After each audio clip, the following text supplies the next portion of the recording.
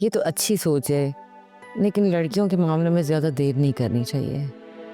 बस देख रही हूँ, ख़ानदान में ही बात बन जाए तो बेहतर है। अकलौती औलाद है ना, गैरों को देने को दिल नहीं मानता। तो अपने ख़ानदान में कोई लड़के देख लो। वो तो बात आपकी ठीक है, लेकिन अब लड़की की माँ हूँ, खुद से बात करना मुनासिब नहीं ना। हाँ, कोई बात करे तो फिर सोचूंगी।